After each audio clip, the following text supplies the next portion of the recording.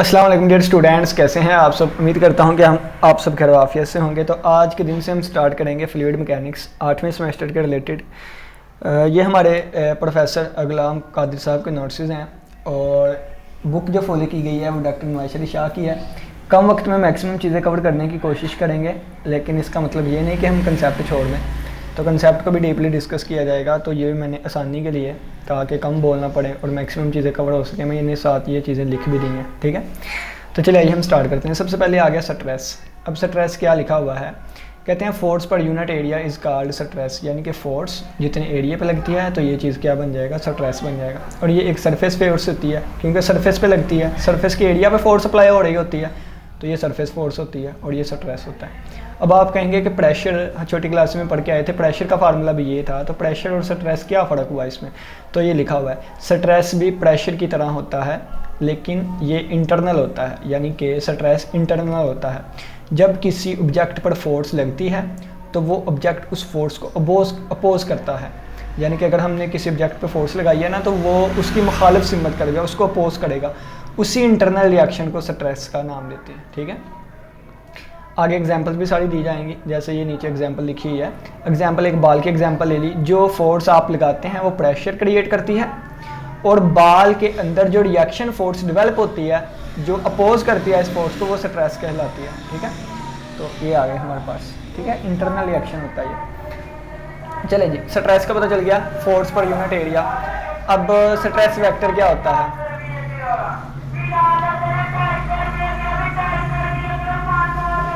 चले, stress vector क्या होता है। ये सब्जी बेचने वाला आया हुआ है, डिस्टर्ब हो रहा है, डिस्टर्बेंस हो रही है थोड़ी सी, एक मिनट सिर्फ। चलें जी, अब स्टार्ट करते हैं। स्ट्रेस वेक्टर क्या होता है। अब स्ट्रेस को तो हमने पढ़ लिया। अब देखिए, किसी डायरेक्शन में स्ट्रेस लग रही है, किस डायरेक्शन में हमने देखना हो कि किस डायरेक्शन में स्ट्रेस जो है वो लग रही है, और दूसरी बात ये कि कितनी मैग्नीट्यूड से लग रही है, उसकी मिकदार कितनी है। किस डायरेक्शन में स्ट्रेस लग रहा है और कितनी उसकी मैग्नीट्यूड या इंटेंसिटी है, उसके लिए हम स्ट्रेस वेक्टर का यूज़ करेंगे। ठीक है, तो एस बी है सरफेस ऑफ कंटिन्यूस बॉडी। हमने सरफेस लिया है किसी कंटिन्यूस बॉडी का। वो कंटिन्यूस बॉडी कोई भी सॉलिड हो सकता है या कोई फ्लूइड हो सकता है। ठीक है, फ्लूइड या कोई सॉलिड हो गया, यानी कि कंटिन्यूस बॉडी ली, उसका हमने सरफेस ले लिया है। ठीक है, it is subjected to a system of forces. अब ये पॉइंट आ गया हमारे पास, ये हमने एक पॉइंट लिया है, B a point on the surface element del S. Surface पूरा ऐसे था, हमने इस सरफेस का एक छोटा सा एलिमेंट ले लिया है डेल एस। अब इस डेल एस के ऊपर एक पॉइंट है पी, जो कि x1, x2, x3 इसके कोऑर्डिनेट्स हैं। ठीक है, ये एक सरफेस एलिमेंट ले लिया है, ये इसके ऊपर एक पॉइंट है, और n के ऊपर है, ये यूनिट वेक्टर है p पर। ठीक है, यानी कि ये p पॉइंट का यूनिट वेक्टर है इस सरफेस पर। और इस सरफेस पे जो लगने वाली फोर्स है ना, ठीक है, वो कितनी होगी, डेल एफ एन होगी, डेल एफ एन, ये फोर्स आ गई। ठीक है, the average force per unit area of S is. अब एवरेज फोर्स ये होगी, मैं आपको बताता हूँ, एक मिनट। जैसे आप लोग, अगर हम एस से डिस्टेंस को ज़ाहिर करें, एस से डिस्टेंस को ज़ाहिर करें, किसको, डिस्टेंस को ज़ाहिर करें, और अगर टी से टाइम को ज़ाहिर करें, टी से टाइम को, तो एवरेज वेलोसिटी क्या होती थी। एवरेज वेलोसिटी क्या होती थी बच्चों, ये मैं आपको 9th क्लास की चीज़ बता रहा हूँ, जो कि मुझे अभी तक याद है और आप लोगों को भी अच्छे तरीके से याद होगी। ठीक है, क्योंकि मैं तो चीज़ें भूल जाता हूँ, तो आप लोग तो याद रखते हैं ना, तो ये याद होगा आपको। वी एवरेज का फार्मूला क्या होता था, डिस्टेंस में चेंज डिवाइडेड बाय टाइम में चेंज। ठीक है, यानी कि इसको लिखा जाता था S2 minus S1, final distance minus final point minus initial, और नीचे आ जाता है T2 माइनस T1। ठीक है, इसको कहते थे एवरेज। अगर हमने इंस्टेंटेनियस पे जाना हो तो लिमिट लगा देते थे और वो वेलोसिटी बन जाती थी। ठीक है, फिर हम क्या लगा देते थे, लिमिट लगा देना अगर इस पे, तो फिर ये ds/dt बन जाता है, जिसको हम वेलोसिटी का नाम देते हैं। ठीक है, वेलोसिटी। तो वेलोसिटी कैसे बनती है, इंस्टेंटेनियस में वेलोसिटी होती है, एवरेज में वो क्या होता है, वो इस तरह डेल्टा के फॉर्म में लिखा जाता है। ठीक है, तो बिल्कुल यहाँ पे भी उन्होंने एवरेज की बात की है कि एवरेज फोर्स क्या हो गई, ये ऊपर वाली, पर यूनिट एरिया, तो ये एरिया आ गया। ठीक है, average force per unit area, ये क्या चीज़ बन गई, ये वाली चीज़ बन गई। अब ये है क्या, ये एवरेज स्ट्रेस है बच्चों, देखे ना, average force per unit area. अब देखे ना, फोर्स पर यूनिट एरिया क्या था, force per unit area stress था।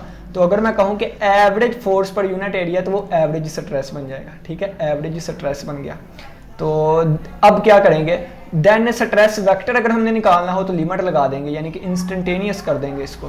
तो लिमिट लगा देंगे तो ये बन जाएगा डेल से ये डी बन जाएगा D F N over D S. तो ये हमारे पास क्या आ जाएगा, ये आ जाएगा स्ट्रेस वेक्टर, ठीक है, क्या आ जाएगा, स्ट्रेस वेक्टर आ जाएगा, और इसको Tn से ज़ाहिर करेंगे, ठीक है, Tn से।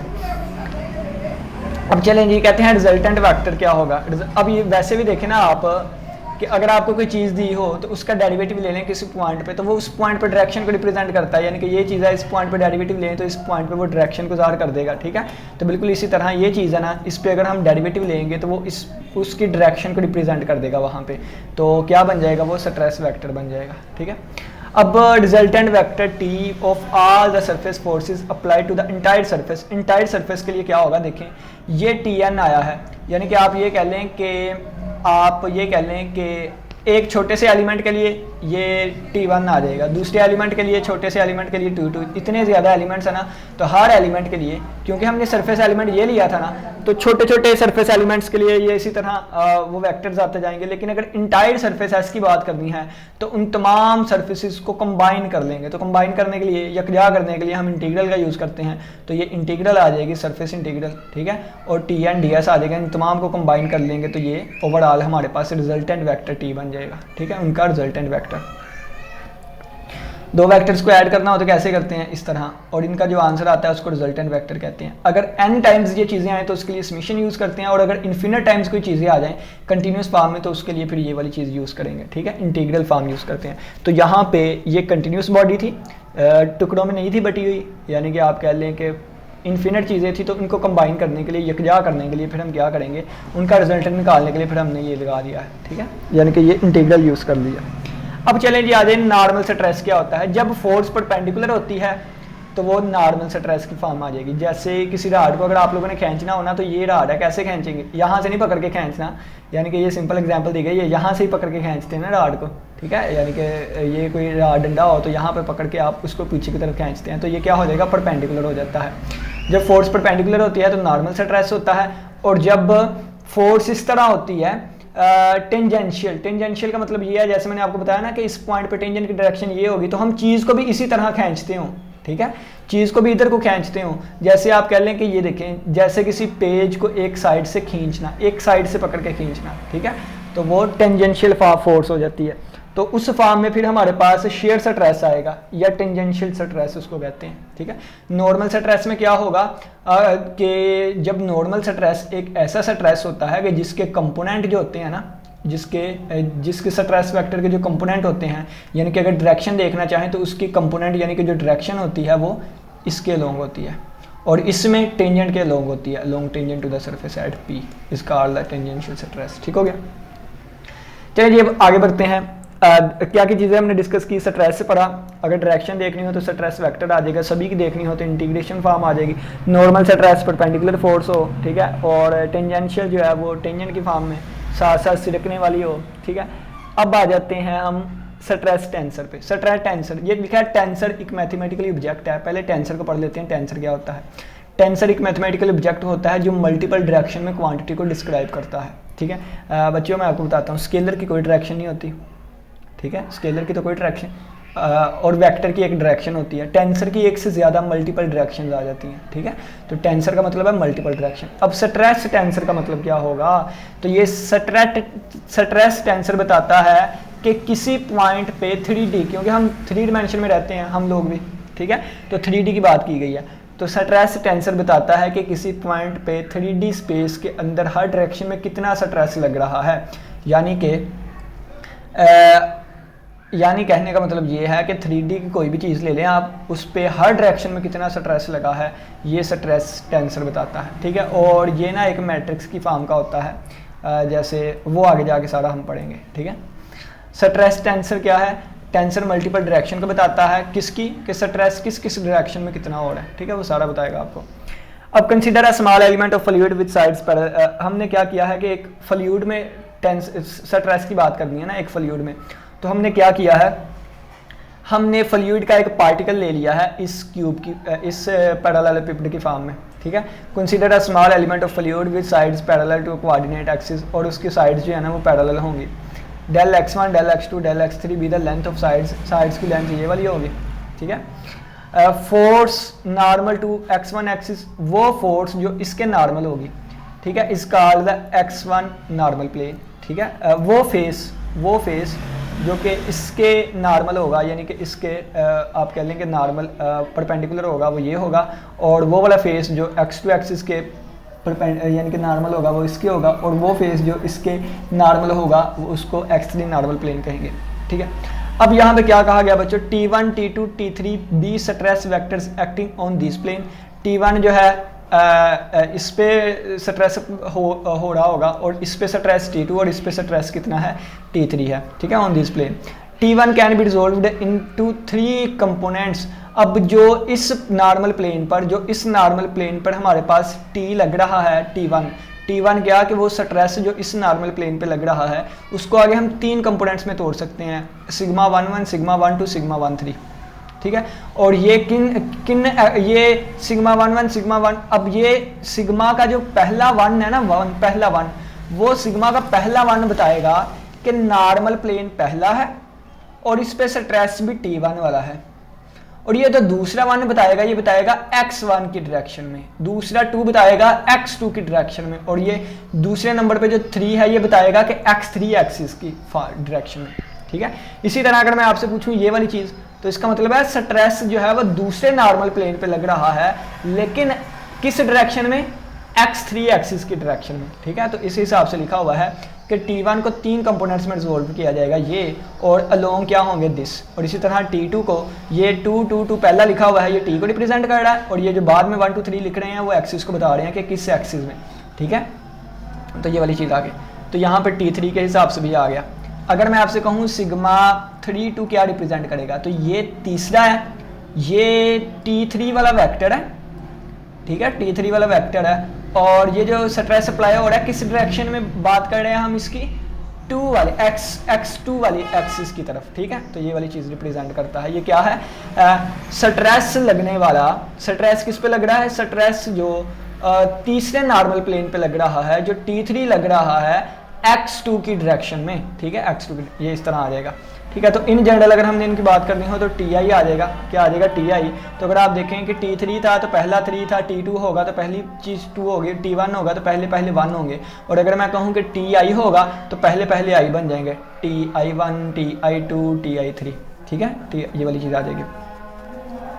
अब ये देखें इसके हिसाब से ये x1 के लॉन्ग है, ये x2 के लॉन्ग है, ये x3 के लॉन्ग है, तो इसके हिसाब से I1 I2 और I3 बता दिया डायरेक्शन। ठीक है, और इनको ऐड कर दिया गया है, और इनको देखें तो ये I पहले ही था, ये 1 2 3 इनको J लिख देंगे। इसको कहते हैं आइंस्टाइन की नोटेशन होती है, समीशन कन्वेंशन की ना एक आइंस्टाइन की है, तो उसको हम तीनों को कंबाइन करके ऐसा लिख सकते हैं। देखें 1 1 2 2 3 3 है ना, तो हम इसकी जगह सिंपल J लिख सकते हैं। ठीक है, और J वो ऑलरेडी ऑटोमेटिकली देखने वाले को खुद पता चल जाएगा, J की वैल्यू 1 2 3 पुट करेंगे ये आ जाएगा, क्योंकि आइंस्टाइन की ये एक स्टैंडर्डाइज्ड कन्वेंशन नोटेशन है ना। ठीक है, अब ये चीज़ क्या है, ये चीज़ है स्ट्रेस वेक्टर। ठीक है, स्ट्रेस वेक्टर, ये क्या है, स्ट्रेस टेंसर है।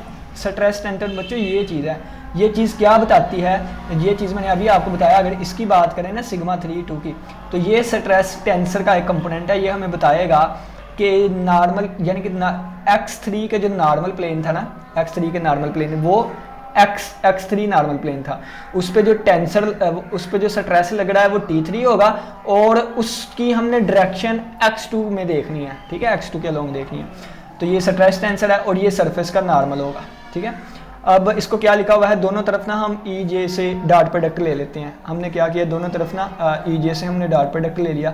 जब इधर EJ से डॉट प्रोडक्ट लेंगे तो ये तो मैग्नीट्यूड 1 है इनकी। ठीक है, और ये एंगल भी इनके दरमियान ये पैरेलल है, तो ये चीज़ सारी 1 हो जाएगी, और ये EJ वाला इधर आ जाएगा, और ये वाली चीज़ इस कॉल्ड द स्ट्रेस टेंसर, क्योंकि हमने इस चीज़ को अलग करना था। देखें ना, इसको स्ट्रेस टेंसर कहते हैं, तो ये चीज़ अलग हो गई, तो ये हमारे पास इसके इक्वल आ गया। बच्चों इसको ना, इस ऊपर वाली चीज़ को, ये जो लिखी हुई है, जो मैंने फार्मूला भी लिख के बताया, ये देखें, ये वाली जो चीज़ है ना, ये वाली जो चीज़ लिखी हुई है, इसको हम नाम देते होते हैं काशी थ्योरम। आपने इसको अच्छे तरीके से याद रखना है, आगे ये बहुत ज़्यादा यूज होगा। क्या नाम देते हैं इसको, काशी थ्योरम। ठीक है, अब ये बताया हुआ है सारा कि ये किसको रिप्रेजेंट करेगा, normal stress in XYZ direction. ठीक है, आप x1 x2 x3 डायरेक्शन, मतलब फोर्स परपेंडिकुलर टू सरफेस है।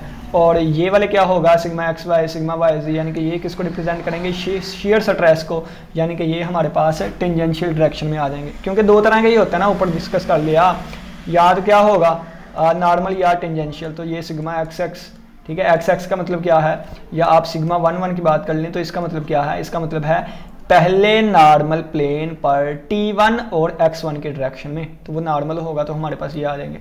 और इनको फिर बाकी जो बचेंगे ना सिग्मा 1 2 3 1 ठीक है 2 1 ये इस तरह वाले, तो वो हमारे पास टेंजेंशियल आ जाएंगे।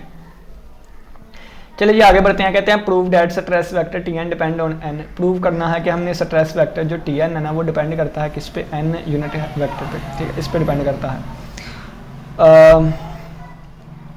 कहता है consider the motion of a fluid. अच्छा ये है कितना हैगा ये कर लेते हैं एक। कहते हैं prove that the stress vector Tn depend upon the n unit vector. आपने बताना है कि ये जो स्ट्रेस वेक्टर है ना ये वाला, ठीक है, जैसे ऊपर भी हमने स्ट्रेस वेक्टर इसको कहा था, देखें ये स्ट्रेस वेक्टर है तो ये स्ट्रेस वेक्टर आ गया, ठीक है।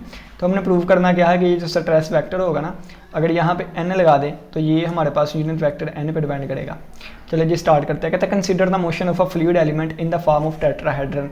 अब हमने क्या किया है, हमने फ्लूइड का एक छोटा सा पॉइंट ले लिया है और वो क्या है, एक टेट्राहेड्रन की फॉर्म में। टेट्राहेड्रन किसे कहते हैं बच्चों, ये तो एक ट्राइंगल होती है ना, तो ये 2 डायमेंशन में इसको ट्राइंगल कहते हैं, लेकिन अगर ये 3 डायमेंशन में चली जाए ना तो ये टेट्राहेड्रन बन जाती है। अब देखें ये 2 डायमेंशन में है तो इसके लिए 3 पॉइंट्स लगाने पड़ेंगे, ठीक है, 3 पॉइंट्स, ठीक है। अगर मैं 3 डायमेंशन में आना चाहूँ तो वो इस तरह की बन जाएगी और उसके लिए 4 पॉइंट्स की रिक्वायरमेंट होगी, वो इस तरह बन जाती है ना,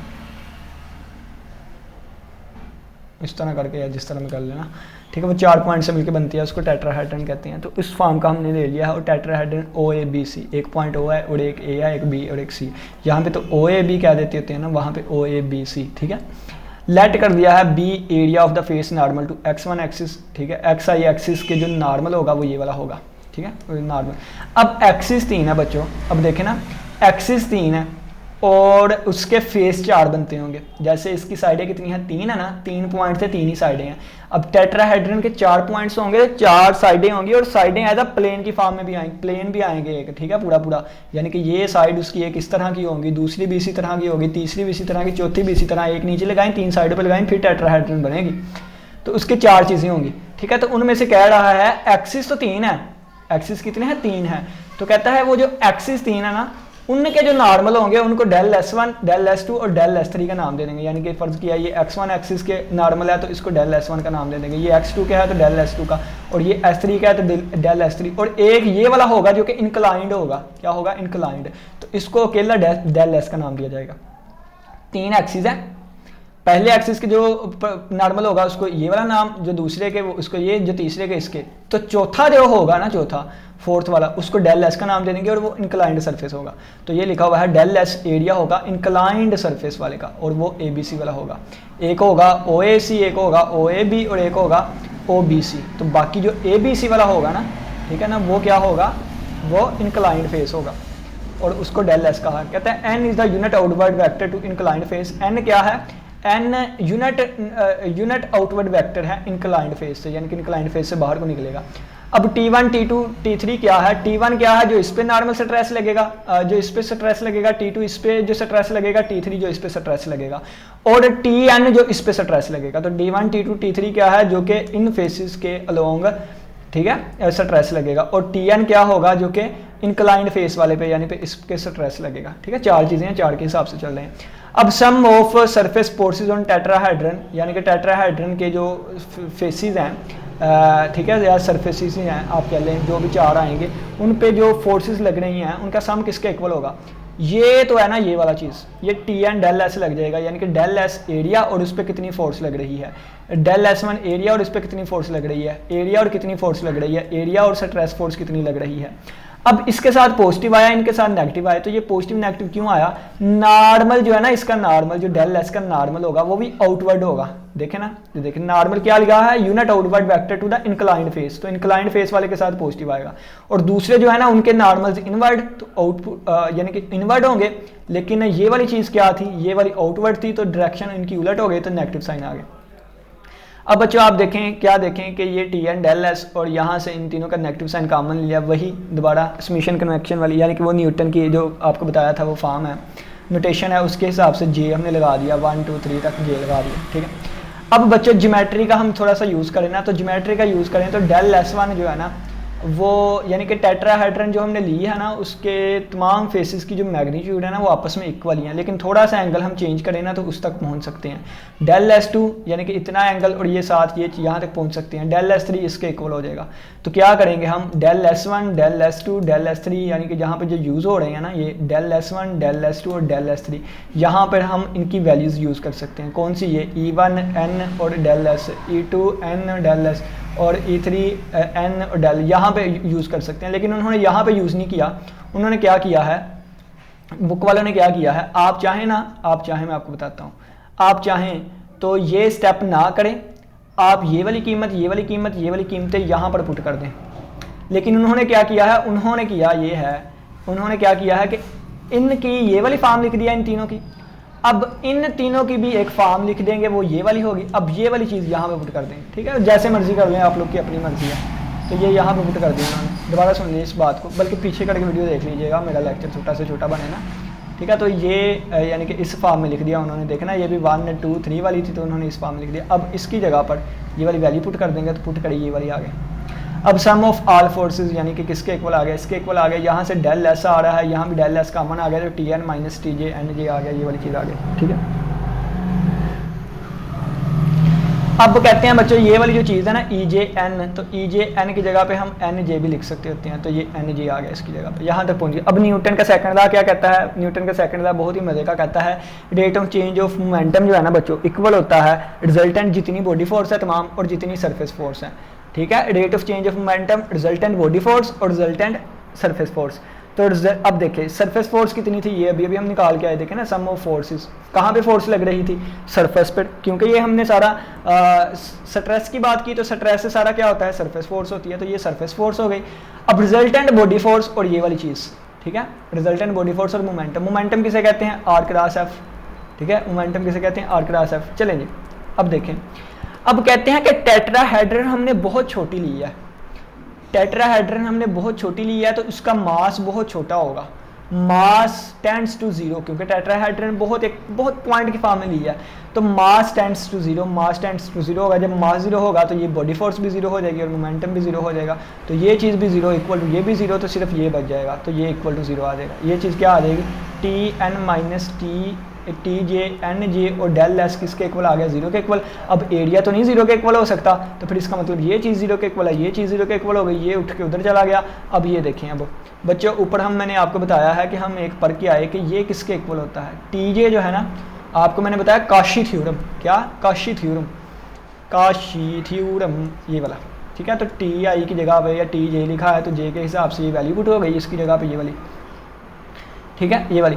अब बच्चों टी जे आई, तो हमने क्या किया, दोनों तरफ ई आई से डॉट प्रोडक्ट ले लिया, इधर भी और इधर भी, तो ये आई और आई क्या मिल जाएंगे, दोनों के मैग्नीट्यूड 1 है, डॉट प्रोडक्ट ओपन करेंगे ना, इसकी मैग्नीट्यूड इसकी मैग्नीट्यूड इनके दरमियान एंगल, इसकी मैग्नीट्यूड 1 इसकी मैग्नीट्यूड 1 है, यूनिट वेक्टर है ना, और इनके दरमियान एंगल भी जीरो होगा, पैरेलल है, तो cos 0 1 होता है, तो ये वाली चीज़ आ जाएगी, ठीक है। यानी कि ये ख़त्म हो गया, दोनों तरफ ये वाली चीज़ बन गई।